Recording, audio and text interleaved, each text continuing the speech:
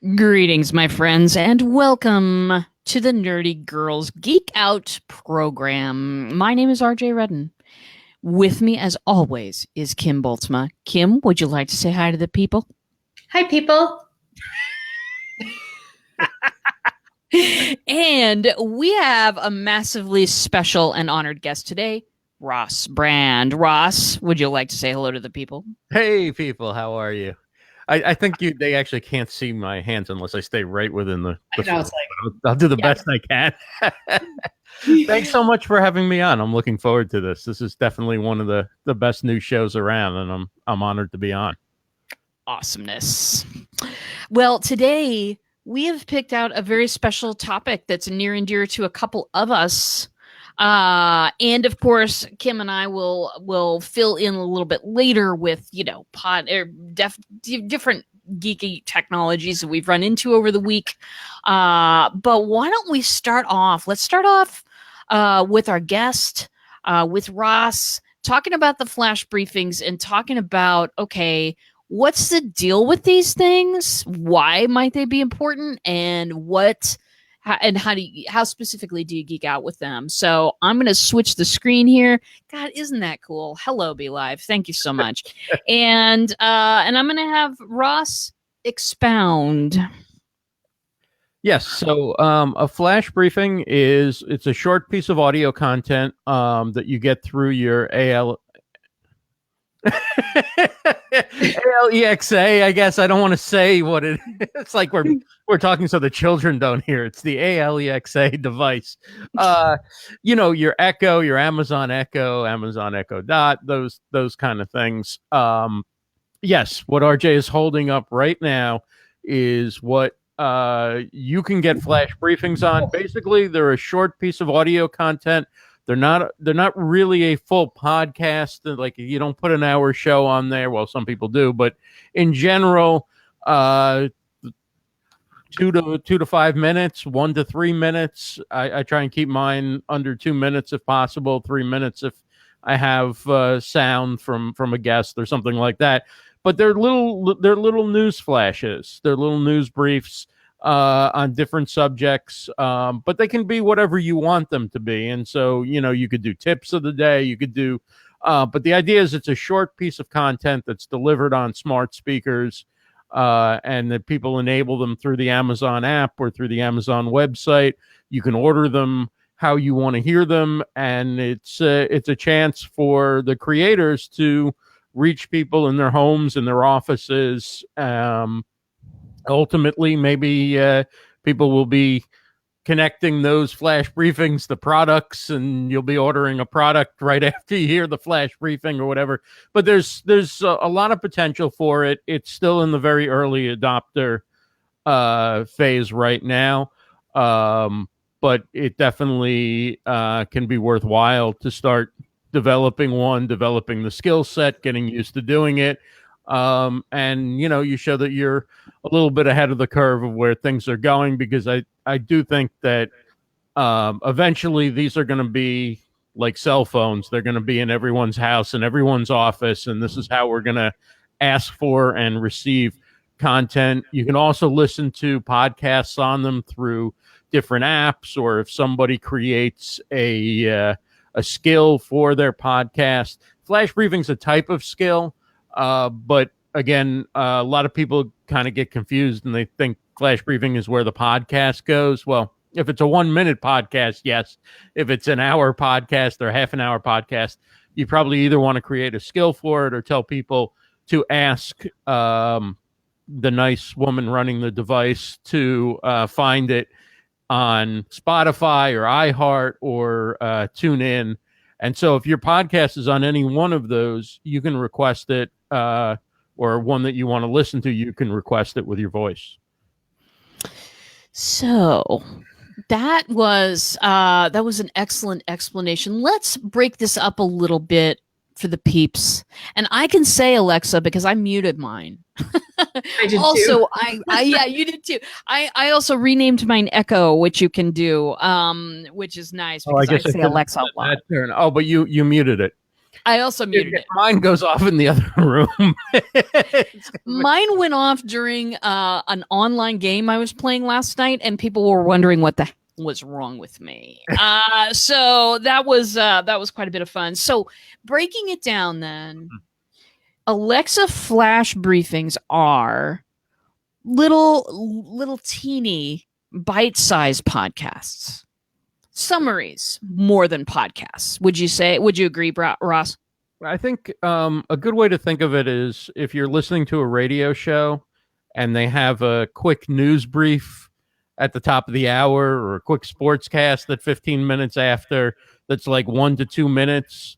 You give the headlines or you talk about one story in a little bit of depth or whatever. And it's kind of up to the minute. I mean, you can do it. You could batch a whole month and do tips. You could do how to live stream or how to podcast or how to create a messenger bot or whatever, and every day give a tip. But the idea is that it's a short, very short form piece of content, and it will come in a series. Generally, people will get their news, their sports, their tech, their weather, and then they'll get the bot signal, or they'll get the live stream universe update, or whatever it is that they're interested in learning about, in addition to some of the basics. And I mean, there's no two people have the same, right? Like somebody will want a stock report in the morning and somebody else will want to have a health tip in the morning or whatever. And that's kind of how you got to think about it. You could do it daily, you could do it weekly. If you do it less than weekly, then you're kind of falling off a little bit. I've been trying to stay up to doing it daily, but I didn't get one done today, unfortunately. But you want them less than a minute, right? Is that what I'm understanding? I'd say less than 3.5 minutes. Oh, okay. It's always better, but they say not more than 10 minutes is what they recommend. But if you can say it in a minute, then say it in a minute. If you need 3 minutes, that's fine. I wouldn't go much longer than 2 to 3 minutes, because then you're increasing the chance that somebody who wants to get to the next thing might just say, I'm going to unsubscribe or turn it off, because that's why when you need to do an RSS feed for it. And for everybody out there, I don't know how to explain an RSS feed. I didn't know what it was until I started podcasting.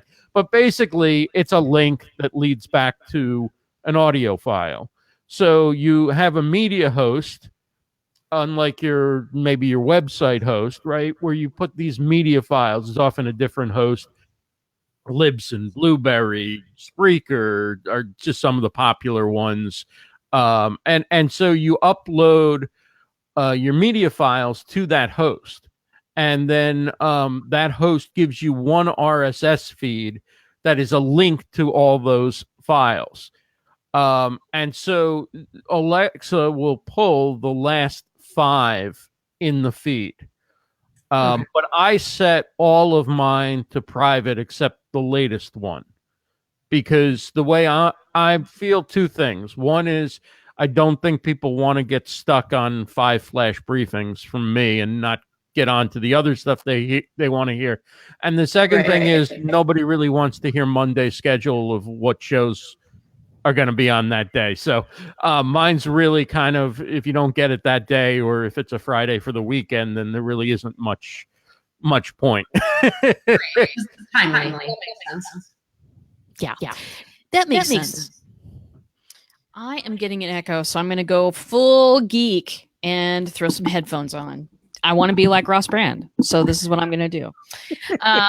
Very good. So this is something that I was turned on to this a while ago, and I have only just in the past 2-3 months actually gotten busy with it, so to speak. And the reason is because if your audience loves cutting edge type stuff, Alexa's a great place to be right now. It's a great place to be. It's also a great place to be if you are there are some coaches and trainers on there kind of coming on and giving the daily meditation or the daily, thought of the day or whatever like that. Those are pretty popular as well.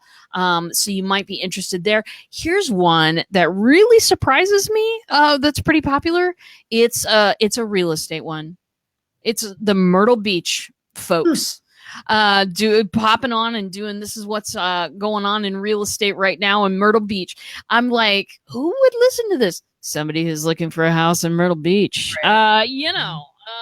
But some of them, they can range. This is what I found out. They can really range from the very, very general to the very specific. And it can be a real win. If that's where your audience is, if you're comfortable with the microphone thing, you don't have to have your hair looking good to make Alexa work. And that's one of my favorite things. Now, Kim's hair always looks good. So, and Ross, you're perfection. You know that you are. So very good. But that's a couple of things that really surprised me once I started looking into it. Is if you look at the folks that are having success, there's no formula. It's just like bots. What I do is the Wild West out there right now. And we're all kind of, the Wild West too is some opportunity of, Kim has her hand up. Please. Yeah. Kim. Sorry. I have a question. Tell me. SEO Oprah has a question. Welcome, SEO Oprah. Can you get any sort of like statistics, like any sort of, information on how, like, people listening to this or any of that stuff?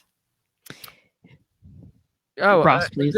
That's a really great question, because you used to be able to get them from your media host, and I'm not sure if you can do that anymore, because I think they just started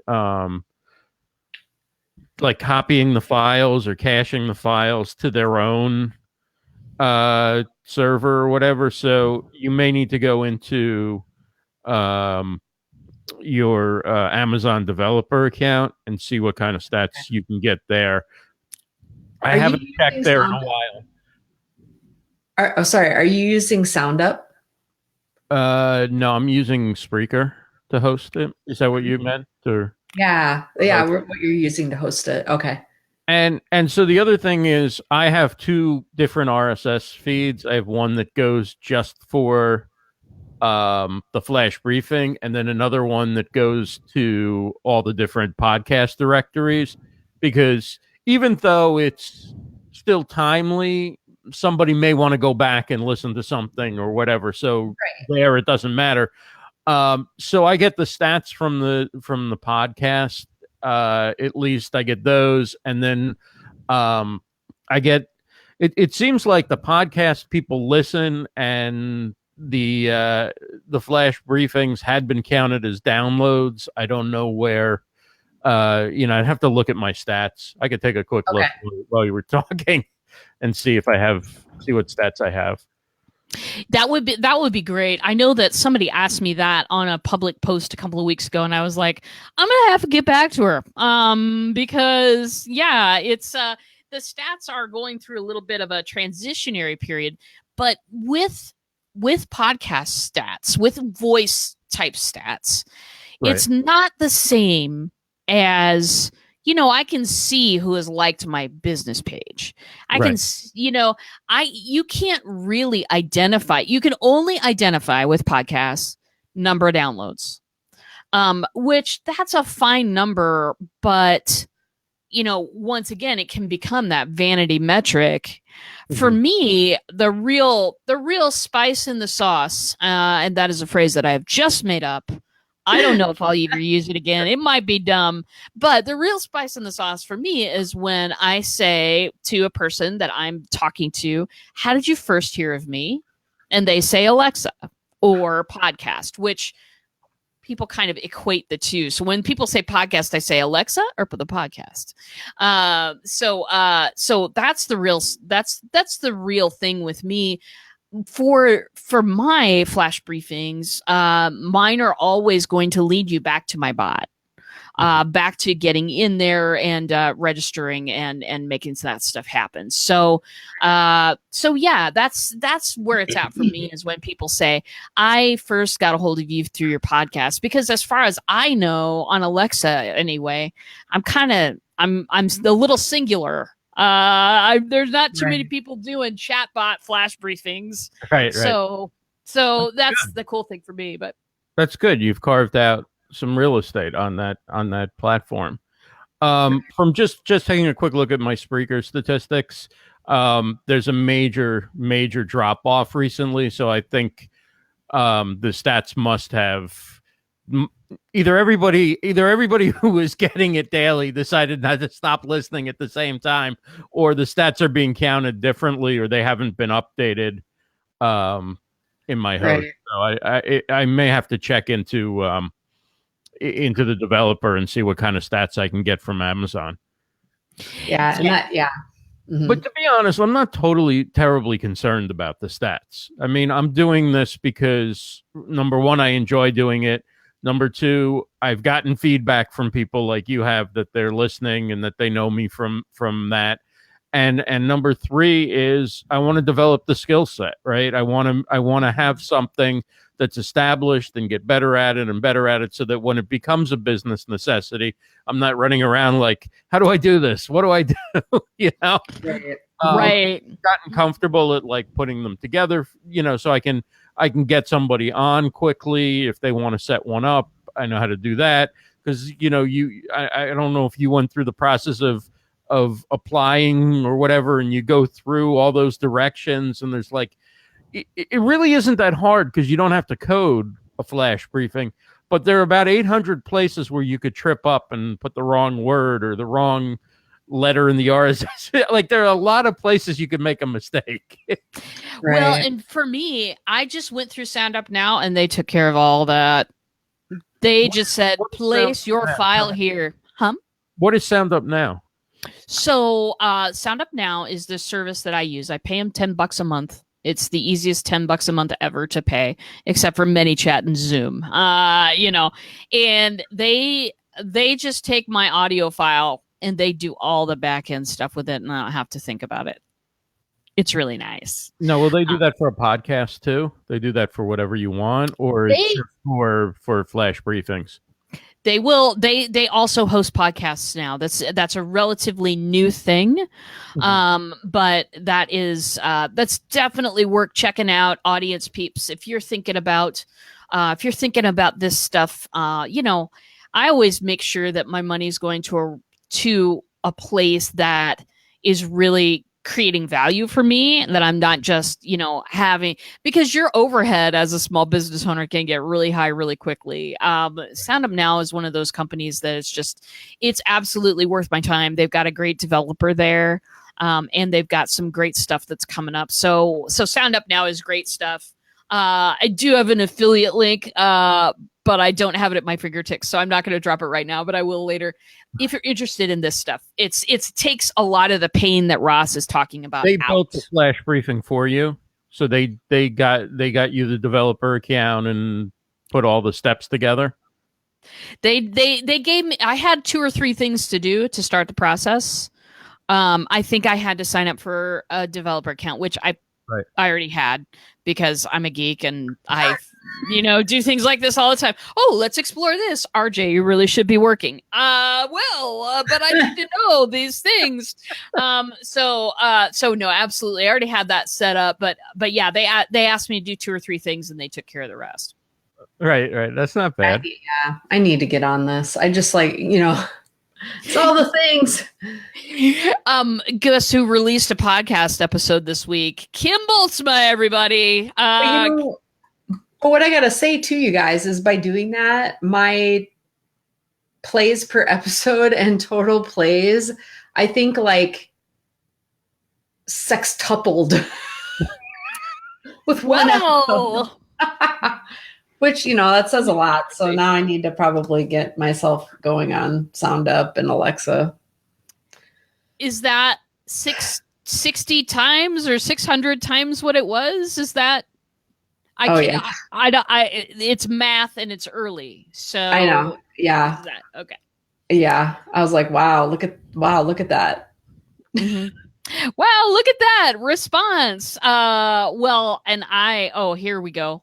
Thank you, fellow nerdy girl, Yeah, for sorry, hopping I didn't know what your affiliate link was. Oh, that's fine. That's yeah, fine. so sorry about that. I had already put it in there before you. Oh, Yeah, had I saw ya? that from Cheryl. Yeah. Yeah, I think it's such an opportunity to keep fine tuning your message regardless of the stat. That is true. I mean, that's true.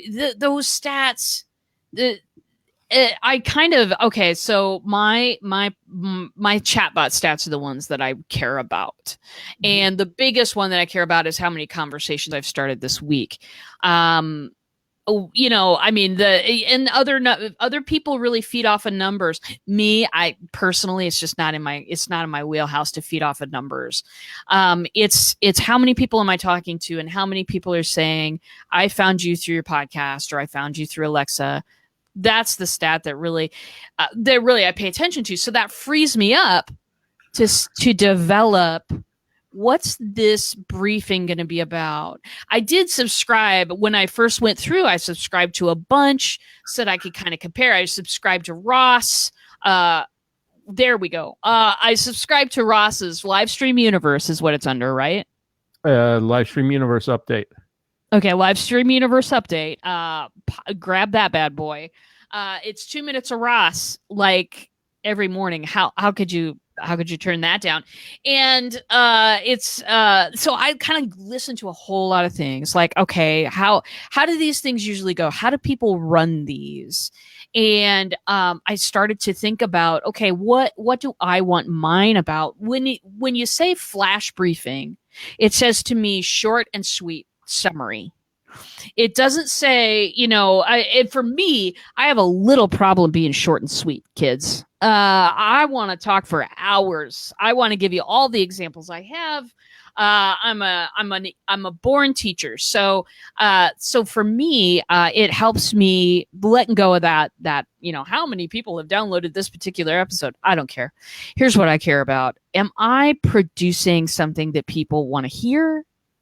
Am I doing so on a regular, consistent basis? And is that causing people to hop on over to check out mybot.com? That's what I really need to know.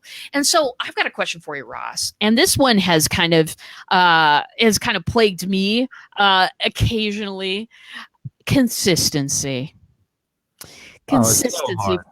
For those people who are thinking about doing this and going, I don't want to get up every morning and record something. What tips do you have, and what knowledge do you have to give us about, like, how do you remain reasonably consistent? I don't think that it's really hard. All right. I wish I had an easy answer. If I did, I'd solve all my problems. Remember when I was doing the video updates? Yes. And I just made a commitment that I wasn't going to miss a day, and it was crazy. I mean, I was doing it like 2 to 4 in the morning. Sometimes I was getting up at 6 and doing it. And it was crazy doing that. And I had to set up all the shots and everything. So it was like a lot harder than doing a minute and a half of audio. But I think don't be too ambitious with it. Like when I started doing the flash briefings, I wanted to have audio from another live streamer, or, where I could say, RJ Redden talked about this with bots, and then go to a clip of you and whatever. And occasionally I still do that here and there, but I realize it's not always realistic. I wanted a news story first, and sometimes, okay, now we'll go into the rundown of what shows are going on. So I think it's more important to talk to people regularly and give them something of value than it is to give them the perfect flash briefing, right? So you have to start to learn how to do shortcuts and how to find the content that you want quickly. If it's not time-based, I would say batch them. Like take 2 hours on Sunday and do them all for the week. I mean, I do blog posts with each one, so it's a lot. It really is like, if you think it's just going to be like 10 minutes and you're done, it's never. It's not like that. I mean, I script, like when I did the video updates, I didn't script them because I had the cards where with a little information about each show, and then I just kind of winged it off the top of my head, and I could do that. But with audio, with real short form audio, there's no room for a space or a stumble or whatever, really. I mean, it's not, Right. it doesn't have to be perfect, but it has to be tight, because people not only want it to be short, they want you to fill that time, right? They don't want to be waiting and waiting. So I actually write out a script for it. It's the only thing like I do that I ever write out a script or notes for. But I just feel like you have to do that in order that it just flows, and there's not a lot of gaps. I mean, the only thing you do is from story to story or item to item, you might change your tone or, pause briefly or whatever, but that's it. I mean, and so I just think keeping it short, keeping it tight, it's easier to write out a few paragraphs than it is to try and do it off the top of your head and have to do it 6 times till you get it right and Right. all that kind of stuff. And then for me, whatever the script is basically becomes the blog that goes with the embed on the website. So SEO. yes. Yep. Speak more about that, SEO Oprah. Tell us what's going on. Yeah. Well, yeah, I mean, and oh yeah. Well, it helps you be a little bit faster in your recording, for one, efficiency, right? Because that's all I'm all about, efficiency. It, so it makes that faster. And you can also have that text to embed on your website with the recording, right? So then you've now got content, you've got contextual content, because whatever you're talking about in the audio recording, you now have contextual content that you can use for SEO on your website. And now you've got a blog post that helps with your ranking in Google or in search engines, because let's remember, there's only 2 search engines out there, Google and Bing. So everybody else uses their search engines for their search basis. So right. Everybody else is like a blanket on top of Google or Bing. Yeah. Okay. And there's some good questions. I loved Cheryl's because I almost laughed out loud when I saw her comment. I'm using up my one allowed silly question. Is this Alexa the same Alexa that I talk to in the morning? Yes, it is. Unless your daughter's name is Alexa or your dog's name is Alexa. It is, if you're talking to a machine, it is the same Alexa that we're talking about. Yes. Yeah. And you can through Amazon or whatever, you can sign up you can subscribe to it's the button says enable, but you can enable these different flash briefings to come to you. And the cool thing about it is that you can subscribe to a bunch of stuff that's to your liking. And then when you come to your desk and you get ready for your day, you can say, "Hey Alexa, what's the news?" And it'll play them all one by one. Boom, boom, boom, boom. In whatever order you choose, as Ross said. And I find that it's that little, we all need little rituals to get us sort of up and going and into the day. This is one of those that kind of makes me feel like informed going into the day and, ready to do all of the things that I do. I kind of like it. Mine are more news oriented, but some people's are more news mindset and meditation oriented. Some people's are more, it just depends on what you want. And there's such a huge variety of stuff out there. So, okay, Cheryl, you're that one. We're ticking it off. We're writing the name on a virtual board. We're ticking it off. And I liked, that Ross has that nice little shortened URL right to his skill, right? livestreamuniverse.com/Alexa. So you can go right and you can sign up for his skill. I'm going to do that. Yeah. I have an SEO question. What do you think about like voice SEO? Like, what do you think at all? Like, how we should be thinking about how we name our flash briefings, or do we want to like grab some names even if we're not ready to do one yet? Do we want to start maybe doing one like that's a once a week just to kind of claim that how is the voice thing going to work compared to the way we're used to searching on with text? Well, I mean, if you think about it, when you go to Google, what do you see in the search bar? A microphone, Mm-hmm. right? Voice is big. And I think that's why,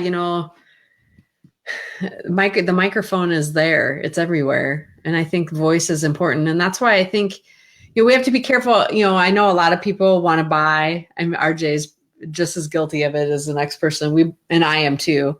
We're buying URLs and domains and based off of memorable, right? I'm more guilty. I say I'm check, more guilty. Check out mybot.com, right? Check out mybot.com. And I just bought makeyourownstage.com, and I bought, I've bought the coffeebreak.live because those things are memorable, but the voice stuff. Yeah. Is that what you're? Yeah. I just kind of like what you should think about with SEO with voice. I mean, so it's basically, you're saying it's basically the same thing, just people are going to do it with their voice instead of text. Yeah. But the thing to remember though, is if there is no content behind that stuff, right, then it's not going to help you. I mean, they're just more like memorable things to point people to. But if there's if there's not a website behind it. So if you're just using it as a redirect, that isn't going to pump up your SEO score. Yeah, right. It's not going to be on page 1 unless there's like blog posts and things that go with it. Exactly. So like, for example, for me, like I have the Coffee Break Live, right, is the name of my show on Wednesdays. I mean, I've got a dedicated, the coffeebreak.live is, you can go to that. I have a dedicated landing page on my site that has just all of my live shows, and it's a post, and all those posts are tagged. Mm-hmm. So I guess I haven't really looked lately, but I have all those posts tagged. Every single one of those episodes is embedded on my website as a blog post. Right. And so that text, I'm going to assume that when you start to search for the Coffee Break Live, it's going to start showing up in search.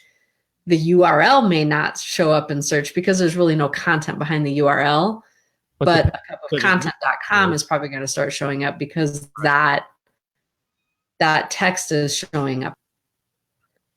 And then when I start to use Temi, which we could nerdy girl out, and we could totally geek out. Yeah. We can talk about Temi using a transcription service that's incredibly inexpensive to transcribe our live shows so that we can embed that content on our blog posts. When we embed the show on our blog posts, now we've got all this content where we've got the vocal text is now transcribed into text that can be scrubbed by the internet, by Google, by Bing.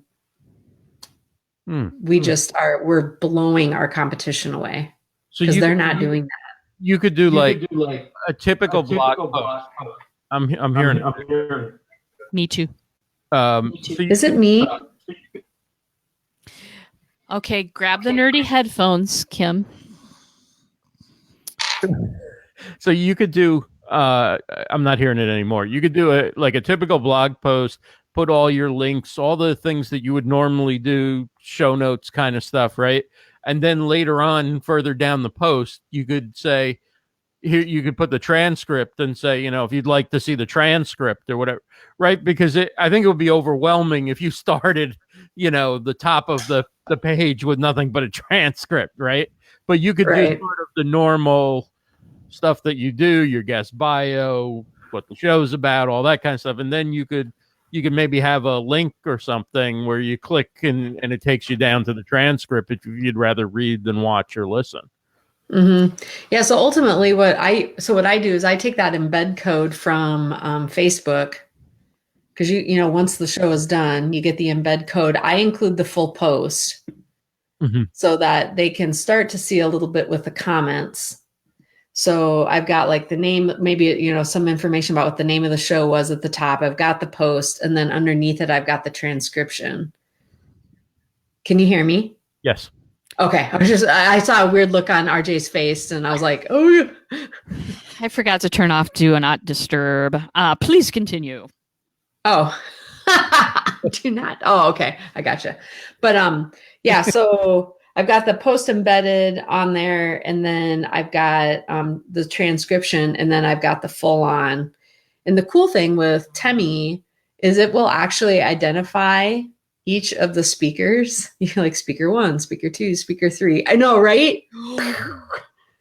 Yeah, it's crazy.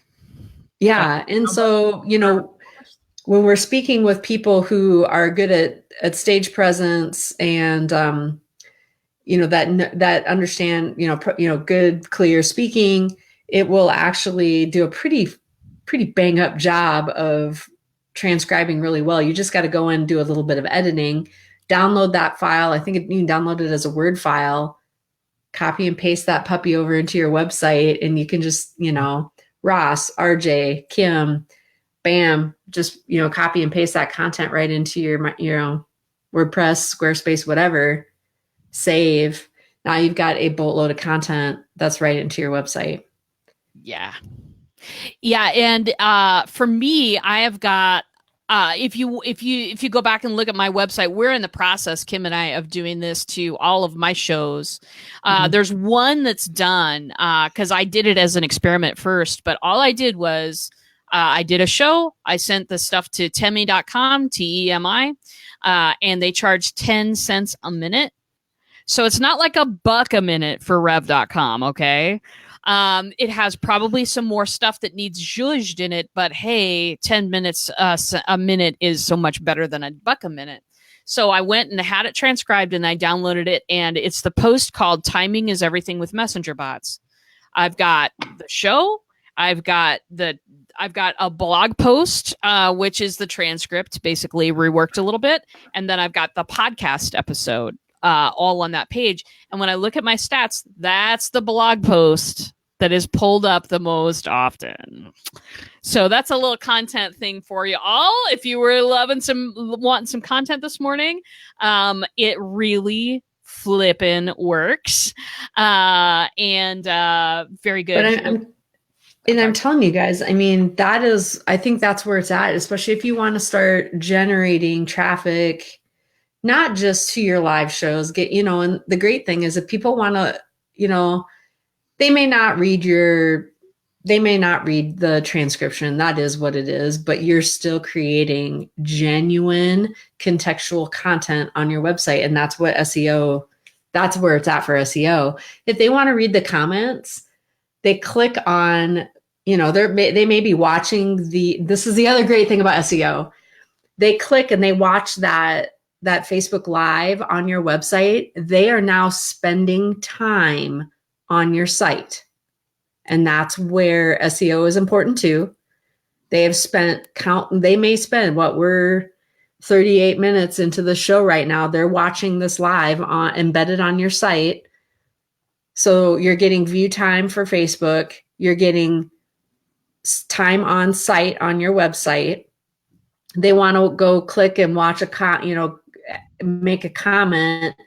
They click on it, takes them over to Facebook right at the timestamp where they were at, because it's still registering that, and they're able to make a comment at that point.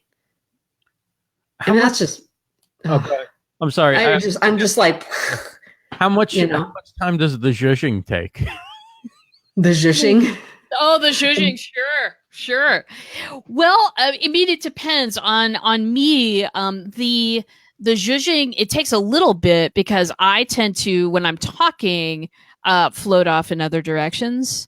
So sometimes I'm reading the transcript back and I'm like, what was I trying to say there? And I got to figure it out a little bit.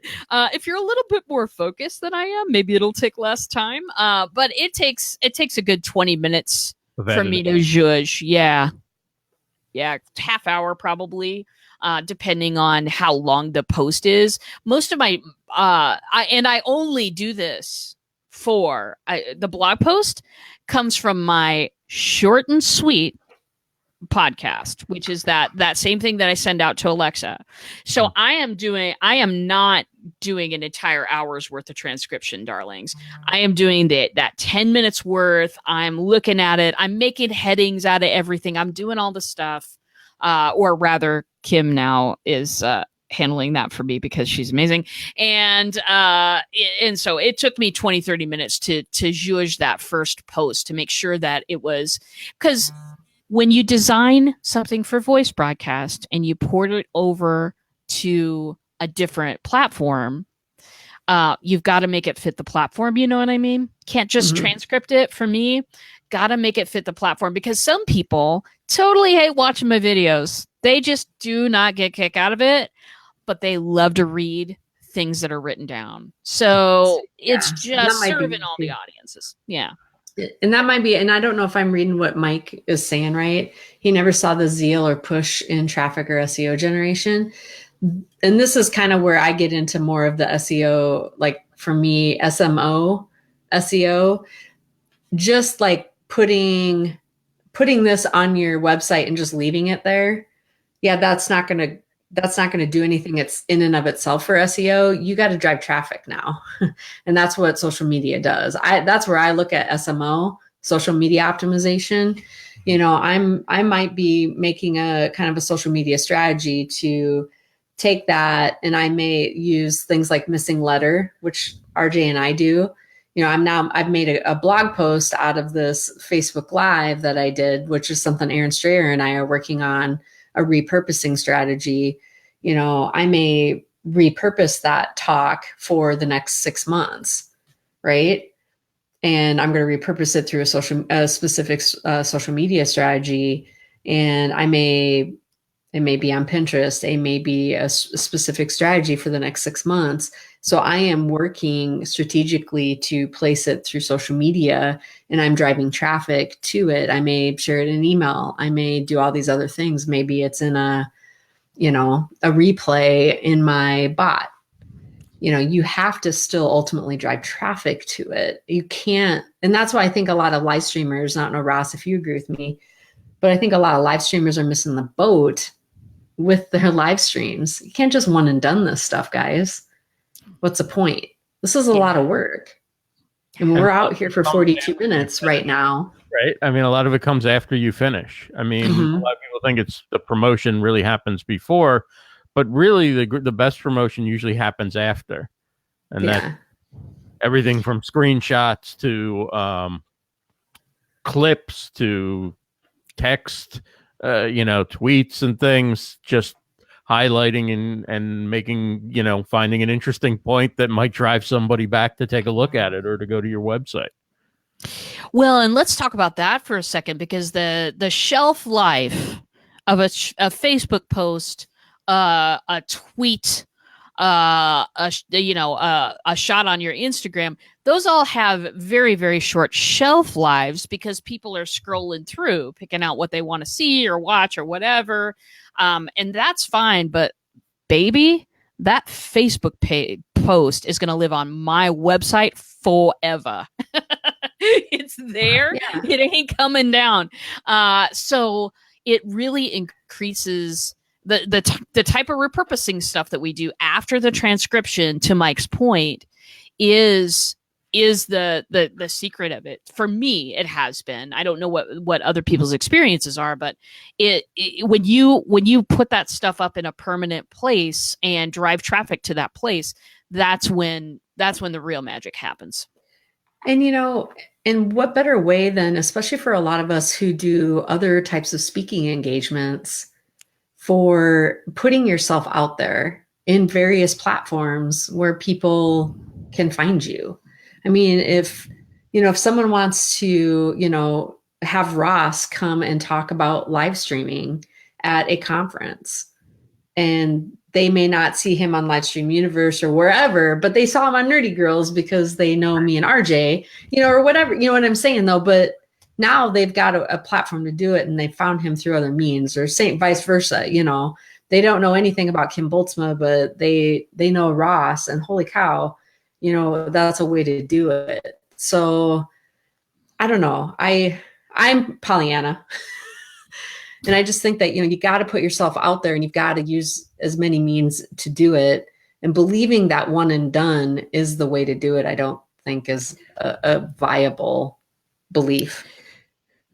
Well, so Mike, if you would put in the comments, what are the types of things that you do after the post is transcribed? Because you're right, there's a whole audience out there for the deaf and the hard of hearing. There's a whole audience out there that's just completely unreached most of the time.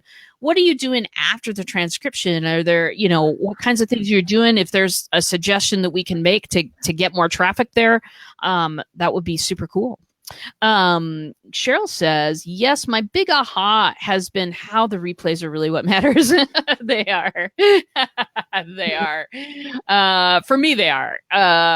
Maybe other people's experience is different, but what about for you guys? Replays where it's at, pretty much. I mean, if a show doesn't double or triple like within 48 hours, I'm seriously disappointed.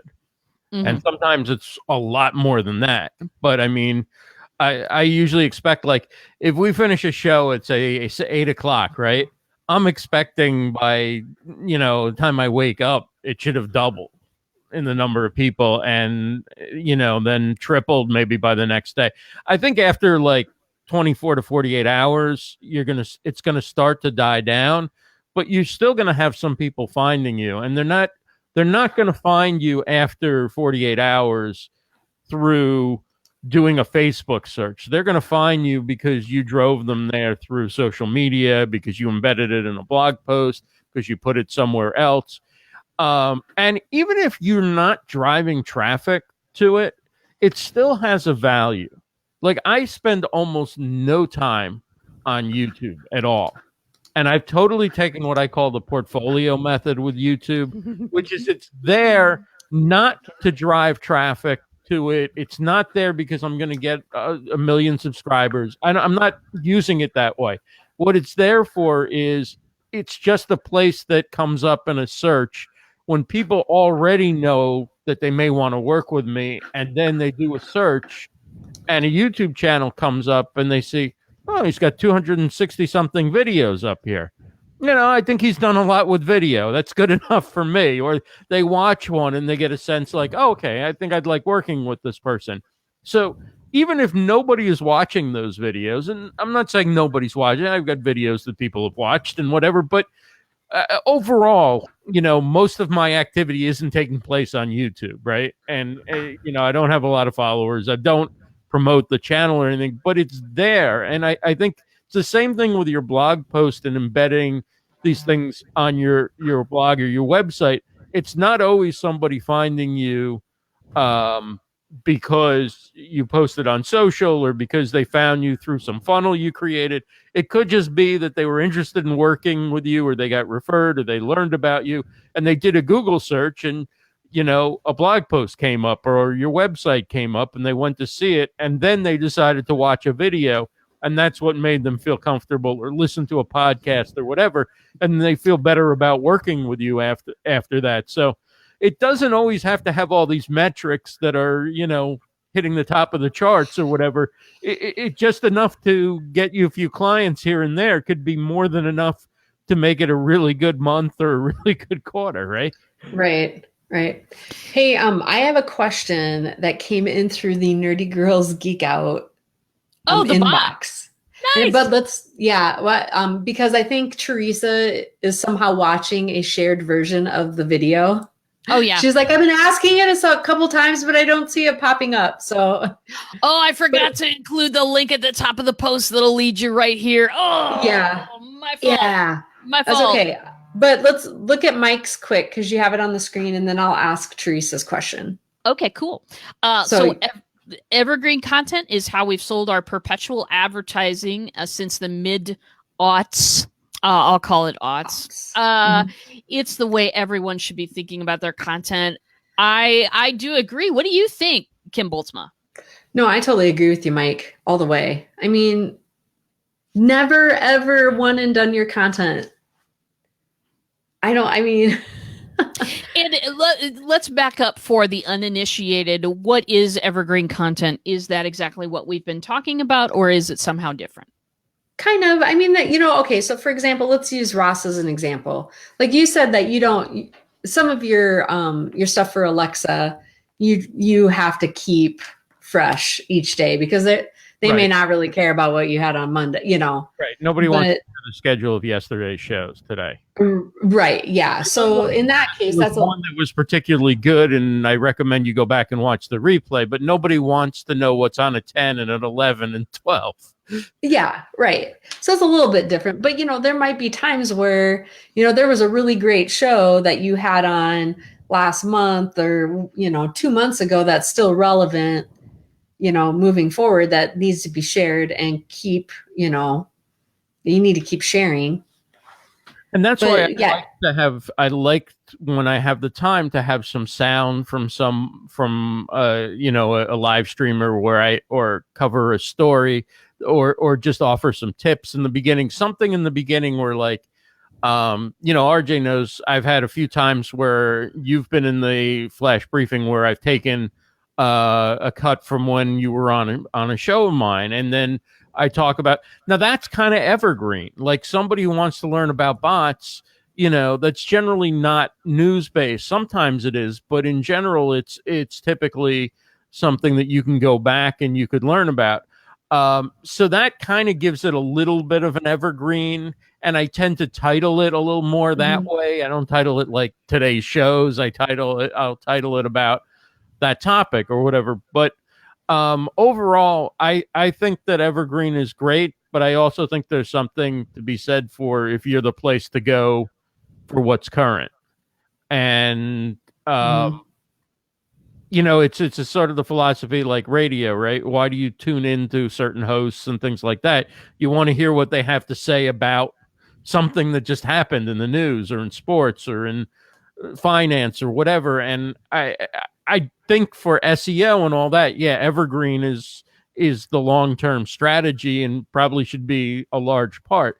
But there's nothing wrong, and it could be a competitive advantage if you become the person that people want to turn to when something happens.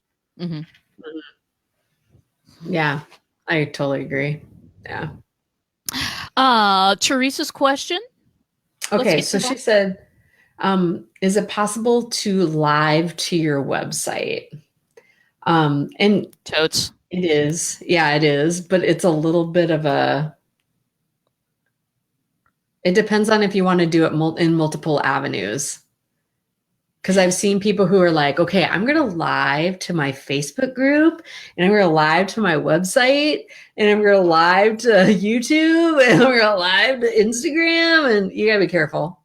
I don't know about you guys, but I've seen people do that. And then they spend this time like, okay, guys, I'm here, but hold on one second while I like get all this stuff ready. And then you're like,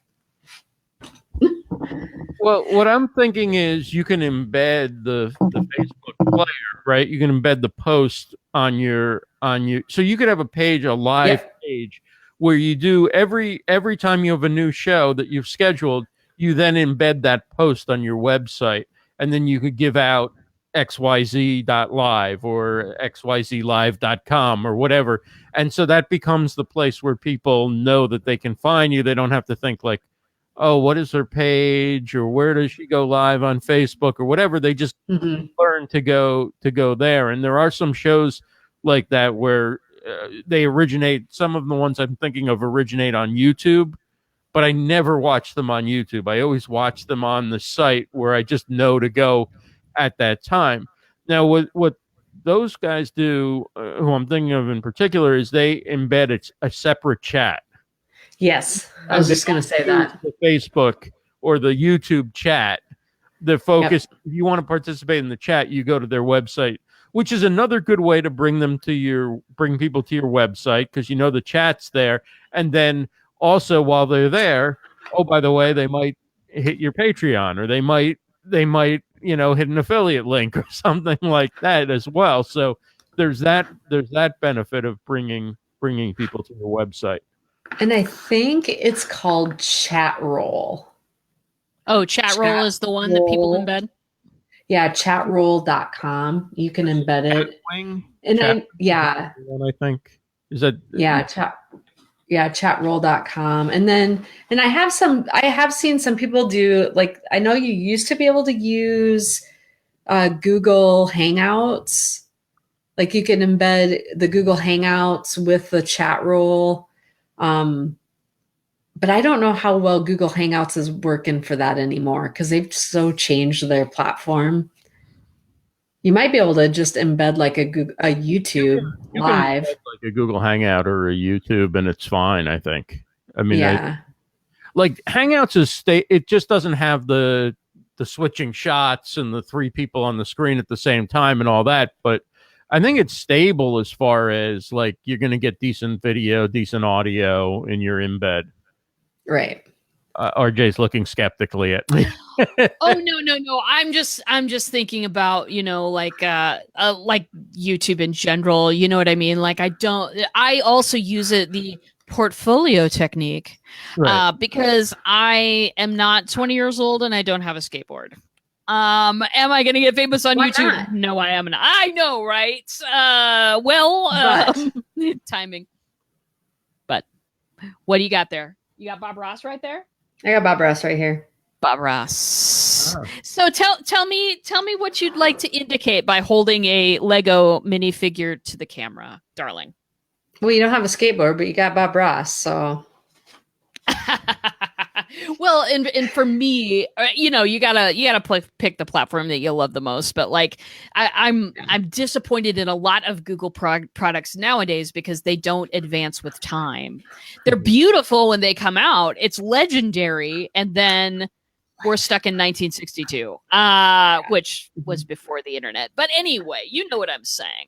The problem with Hangouts was it was always tough for people who weren't like regular users of it, including myself. I was never a regular user of it, to understand like where to go to find the broadcast. And then is it going to be full? And then there's the Hangouts on air. And then you have to explain to people how that's different than being within the Hangout. And because they'll be like, oh, this is closed.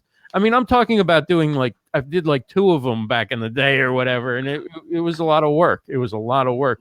But if you're embedding it on a website and nobody's really using the Hangout unless they're like calling into the show or whatever, it can be a stable option for embedding a chat and whatever.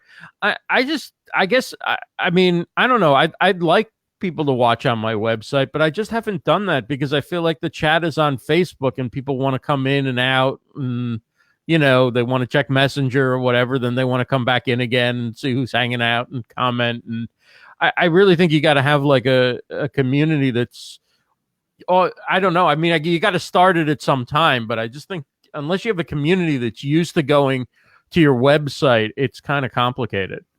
Mm-hmm. So the Google Plus question, From Barb. I actually still, when the social media clients I have, I do require them I post for them on Google Plus because it's a search engine. And in a lot of countries that don't have Facebook, it's pretty hot. Interesting. I did not know that. Yeah, I actually still get people following and liking stuff on Google Plus. So it's a ghost town. It's not really alive by any means, but it's not dead either. So it helps. It's SEO. Yeah, right.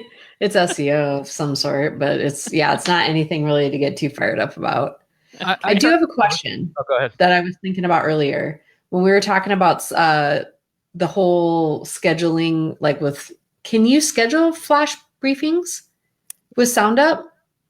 Okay. You can schedule them out ahead of time. So if you wanted to, because Ross had said earlier, that's a good way to manage the consistency problem.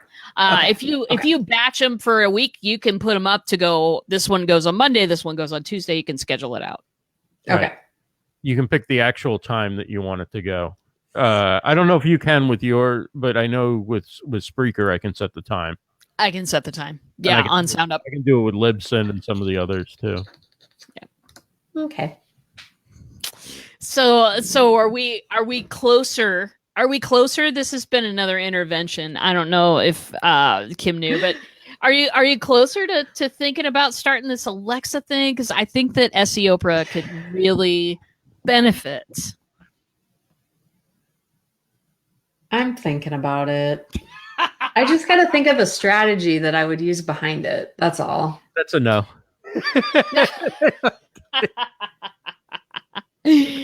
Well, I get it. I get it.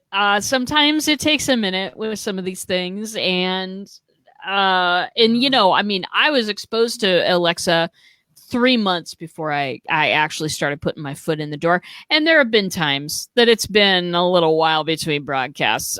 You know, and there have been times that I've put out things that I've thought to myself, well, I'm glad that's kind of gone after a period of time. You know what I mean, on Alexa. But it has been worth the time to put my foot in because that's where my people are, and I know it. So besides the people in this audience, you are a great audience, nerdy girls, and we absolutely do love you. It is 12:01. You have whiled away an entire hour plus 1 minute with us. We hope it's been useful for you. And now I'll kind of go around with last thoughts. We will start with our guest, the venerable Ross Brand. Well, thanks so much for having me. I got fascinated by the whole SEO side of things, and we kind of moved from the flash briefings, but a really fun conversation. And if anybody is looking to get help with flash briefings, you can reach out to me. I'd be happy to for a small fee. I'd be happy to set you up.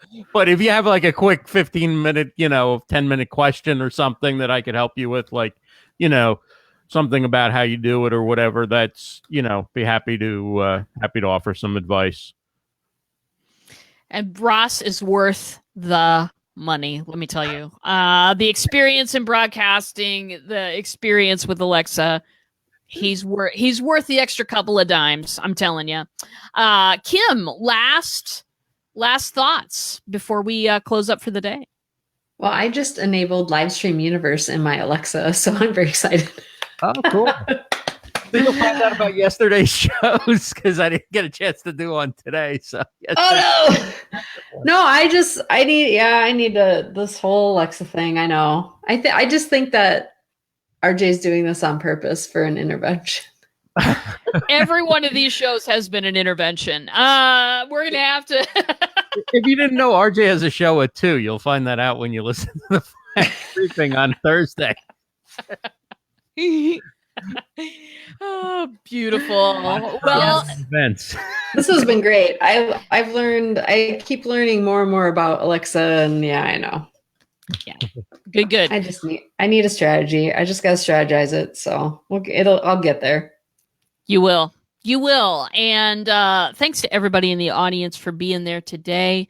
As you know, we are brainchilding a conference right now. And for fall of 2019, here in Omaha, Nebraska, there's nothing to see here except for the nerdy girls, basically, and corn. We have a lot of corn, but you don't really want to see corn. We'll just give you a picture of the corn, and you can come see us fall of 2019. We're still kind of brainstorming formats and topics and things like that. So if you have a suggestion or something you'd like to see at the Nerdy Girl Convention, which hopefully you will also come to, please do let us know here in the comments, or why not subscribe to our bot? Why not? Nikki is our nerdy intern, and she will help you get all the information you need. Just ask her. Just grab the bot up in your messenger, ask us a question, and we will come to it. And yeah, just grab her. You know what? She's an intern, so you just, hey, coffee? Can we have some coffee, Nikki? She does everything but that. Produce caffeinated beverages. We'll have to teach her that. But grab her, ask her a question, and we will see you next week. Same time, same channel, and my friends, that is it. Nerdy Girls out.